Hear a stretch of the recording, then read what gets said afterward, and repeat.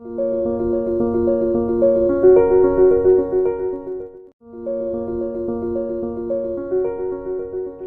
Guys, तो आज हम स्टार्ट कर रहे हैं इस एक्सरसाइज में 4.2 एक्सरसाइज हम स्टार्ट कर रहे हैं। तो 4.2 एक्सरसाइज में सबसे पहले है प्रॉपर्टीज ऑफ डिटरमिनेंट।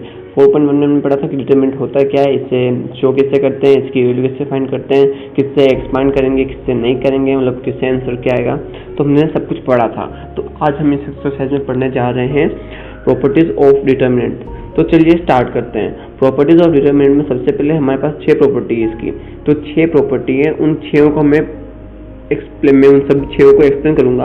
और आपको क्या करना है, आपको हर एक प्रॉपर्टी का एक एक एग्जांपल कर लेना है जब आप इस वीडियो को देख ले उसके बाद में, ठीक है। तो स्टार्ट करते हैं प्रॉपर्टी नंबर फर्स्ट। तो इस प्रॉपर्टी में क्या है, the value of the determinant remains unchanged if its row and columns are interchanged. अगर मैं किसी डिटरमिनेंट की रो और कॉलम को इंटरचेंज कर दूं ना, तो जो पहले डिटरमिनेंट की वैल्यू थी ना और चेंज करने के बाद में जो वैल्यू हुई ना, दोनों की दोनों वैल्यू सेम होगी। जैसे कि ये फर्स्ट जो डिटरमिनेंट है, इसको मैं अलॉन्ग मतलब एक्सपांड करता हूँ, तो एक्सपांड करने पे मुझे ये वैल्यू मिल रही है, ठीक है, ये वैल्यू मिलती है। तो जब मैं इसको एक्सपांड कर दूंगा तो ये वैल्यू मिल गई। अब मैं क्या कर रहा हूँ, इसकी रो को कॉलम बना रहा हूँ और कॉलम को रो बना रहा हूँ, मीन्स इंटरचेंज कर रहा हूँ। तो इंटरचेंज करने पे ये कुछ ऐसी दिखेगी। इसको एक्सपांड करेंगे ना तो अपनी ये वैल्यू आएगी। अब ध्यान से देखो, दोनों की दोनों वैल्यू क्या है, सेम है। इसका मतलब क्या हुआ, delta is equal to delta 1, means property 1 यहाँ पे प्रूफ हो रही है, ठीक है। तो ये थी प्रॉपर्टी नंबर फर्स्ट, इसका आप एग्जांपल कर लीजिएगा। अब मैं चलता हूँ प्रॉपर्टी नंबर सेकंड की तरफ। तो प्रॉपर्टी नंबर सेकंड की तरफ चलते हैं। सेकंड नंबर प्रॉपर्टी में क्या कह रहा है, प्रॉपर्टी सेकंड में ये कह रहा है, इफ एनी 2 रोज और columns of a determinant are interchanged then sign of determinant changes.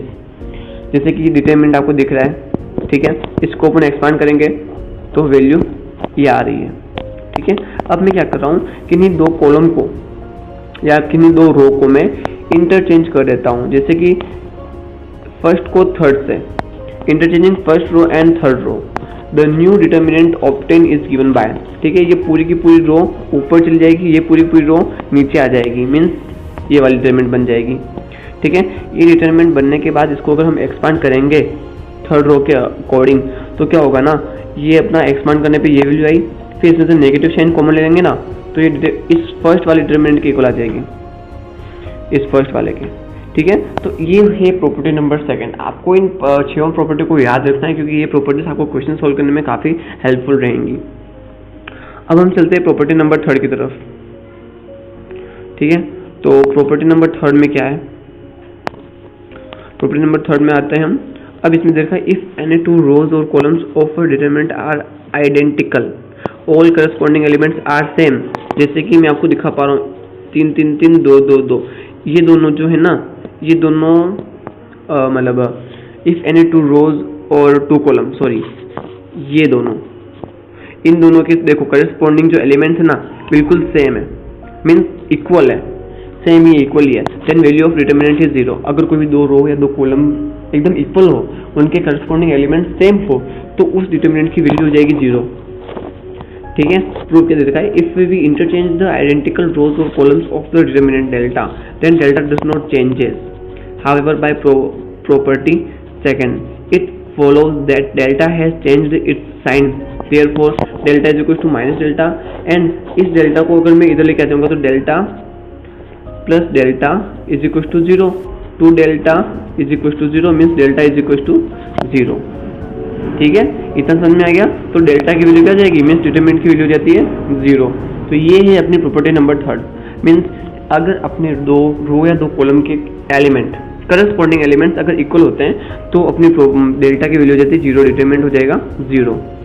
अब हम चलते हैं प्रॉपर्टी नंबर 4 की तरफ।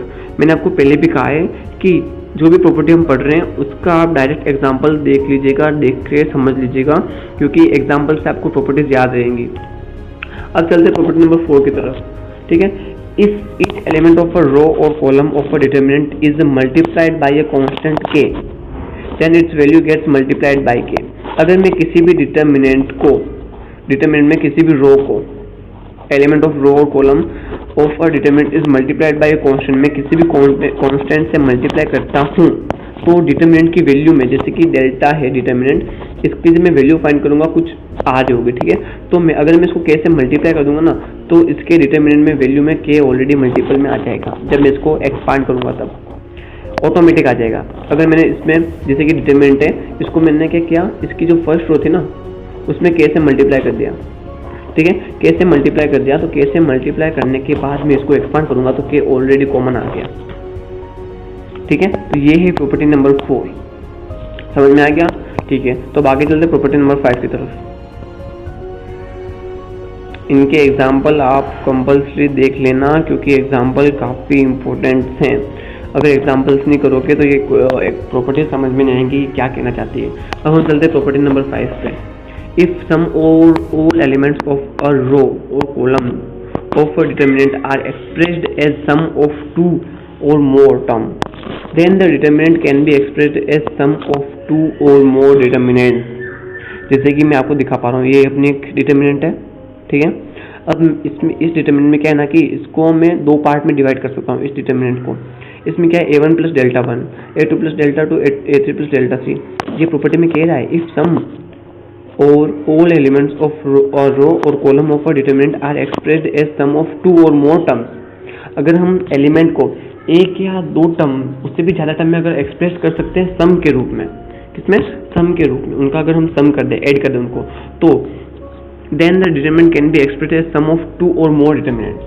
जैसे कि एक ही डिटर्मिनेंट में मैं इसके एलिमेंट्स को दो तरह से सम बता सकता हूँ कि ये ऐसे ऐड है, ऐसे ऐड कर रखे हैं, ठीक है। तो मैं इसको क्या करता हूँ, दो डिटर्मिनेंट में एक्सप्रेस कर सकता हूँ, डिवाइड कर सकता हूँ, शो कर सकता हूँ इस प्रकार।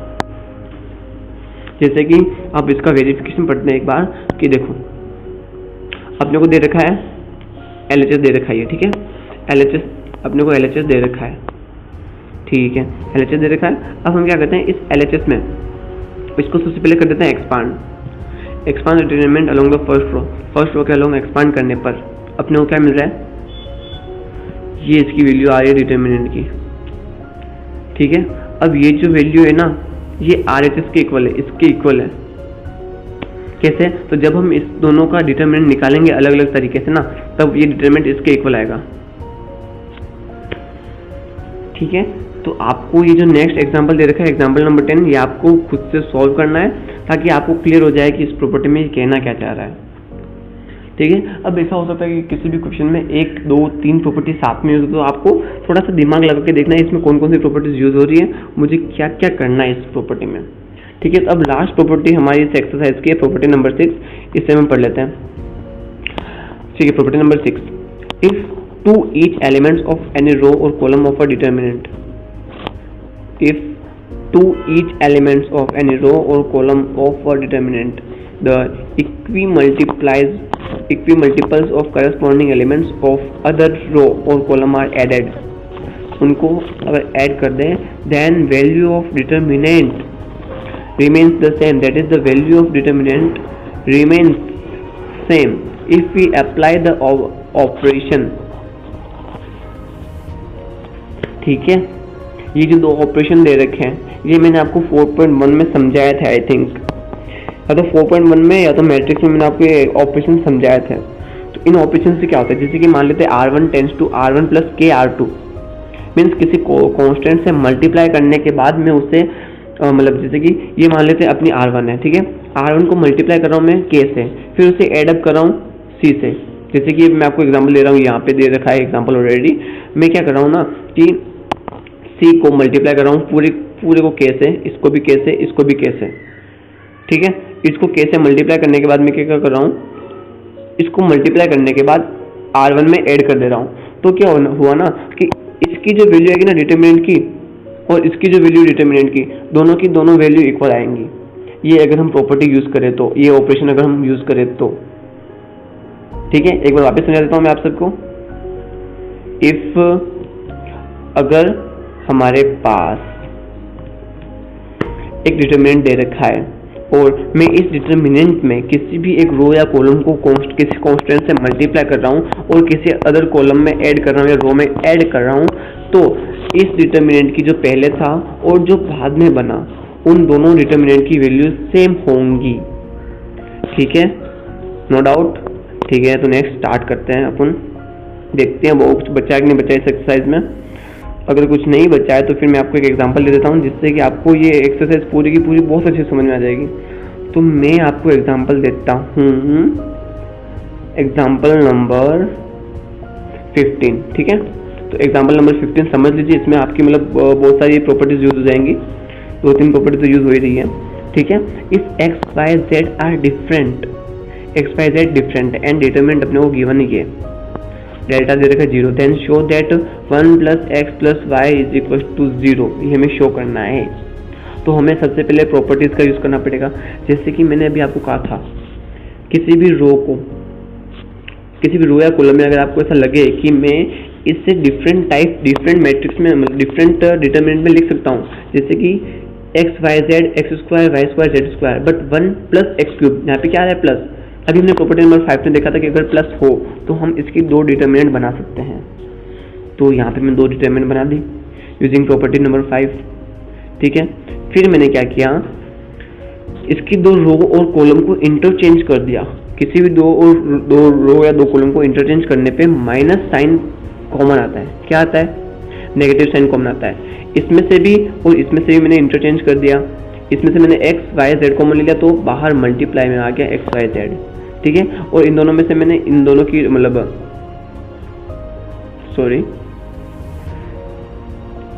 ठीक है। तो अब यहाँ पे मैंने प्रॉपर्टी नंबर 5 यूज कर लिया। प्रॉपर्टी नंबर 5 यूज करने के बाद मैंने क्या किया ना, इसमें 2 बार, एक बार नहीं 2 बार इंटरचेंज हो रहा है। एक बार इंटरचेंज हुआ तो माइनस साइन आया, सेकेंड टाइम इंटरचेंज हुआ तो सेकेंड टाइम माइनस आया, तो माइनस का माइनस स्क्वायर हो गया -1 का, फिर हो जाएगा पॉजिटिव। कैसे तो मैं आपको बता देता हूँ। जैसे कि एक्स वाई और जेड है, x² y² और z² है, ठीक है। फिर 1 1 1 है। तो मैंने सबसे पहले क्या किया कि इस 1 को मैं लेके आया यहाँ पे और इस x² को लेके चला गया यहाँ पे। फिर इस 1 को लेके आ गया मैं डायरेक्ट यहाँ पे, क्योंकि ये तो 1 यहाँ पे आ चुका था। फिर इसको मैं यहाँ पे लेके आया और इसको मैंने इंटरचेंज कर दिया यहाँ पे। तो एक बार नहीं 2 बार इंटरचेंज करना पड़ा, इसलिए यहाँ पे -1 आया है, ठीक है। तो अब नेक्स्ट है कि इसमें देखो, ध्यान से देखना, ये जो पूरी की पूरी डिटरमिनेंट है ना, ये कॉमन मिल रही है अपने को, ये पूरी डिटरमिनेंट अपने को कॉमन मिल रही है। तो मैंने कॉमन ले ली और बचा क्या, 1 + x + y, मतलब 1 + x y z, ठीक है। ये बचा। उसके बाद मैंने क्या किया, इसमें और प्रॉपर्टीज अप्लाई की, ठीक है। ऑपरेशन अप्लाई किया मैंने इसके अंदर कि जो R2 है ना, R2 यहाँ से देखो, R2 में से मैंने क्या किया, R1 को माइनस कर दिया। जैसे मैंने R2 में से R1 को माइनस किया तो क्या हो गया, 1 - 1 0, y - x y² - x², और R3 में से भी R1 को माइनस कर दिया तो 0 y - x z² - x², taking out common factor y - x। देखो ध्यान से देखना, इस पूरी रो में से, इस रो में से y - x कॉमन आ रहा है और इसमें से z - x कॉमन आ रहा है, ठीक है। कॉमन आ रहा है तो कॉमन ले लेंगे, फिर हमें मिल जाएगा ये टर्म मिलेगी। अब हम क्या करेंगे, 1 + x y z y - x z - x, फिर इसको हम करेंगे एक्सपांड अलोंग C1 के अलोंग एक्सपांड। क्यों किया, क्योंकि यहाँ पे देखो हमें एक ही टर्म से एक्सपांड करना पड़ेगा, समझ रहे हो ना, क्योंकि यहाँ पे एक ही टर्म है, बाकी दोनों टर्म 0 है, तो हमें एक के अलोंग एक्सपांड करना पड़ेगा और अपना आंसर आ जाएगा। ठीक, इसको एक्सपांड करने पे लास्ट वैल्यू जो आ रही है वो आ रही है z - y। तो अब ध्यान से देखो, सिंस डेल्टा = 0 अपने को गिवन है क्वेश्चन में, ये देखो डेल्टा अपने को गिवन है यहाँ पे, डेल्टा = 0, ठीक है। डेल्टा अपने को 0 गिवन है and x y z are different है। तो क्या किया मैंने, इस पूरे के इक्वल डेल्टा इक्वल 0 रख दिया, इन चारों को मैंने इक्वल रखा 0 के, सभी को कंपेयर किया 0 से। तो क्या आया, 1 + x + y = 0, और ये सब इक्वल है नहीं तो ये डज नॉट = 0 आ जाएंगे, ठीक है। तो ये हो गया अपना यहाँ पे क्वेश्चन प्रूव, ठीक है। आई होप कि आपको पूरी एक्सरसाइज समझ में आई होगी। तो आपको इसके क्वेश्चंस करने हैं सभी के सभी। जब तक आप इसके क्वेश्चन नहीं करोगे तब तक आपको इसके प्रॉपर्टीज समझ में नहीं आएगी, ठीक है। तो इसके क्वेश्चंस कर लीजिए और इंपॉर्टेंट क्वेश्चन मैं आपको दे दूंगा, बाकी आपको ये सारे क्वेश्चन करने हैं। अगर आपको किसी क्वेश्चन में प्रॉब्लम हो तो मुझे कमेंट करके जरूर बताएं, मैं आपके लिए उसका वीडियो बना दूंगा, ठीक है। Thank you.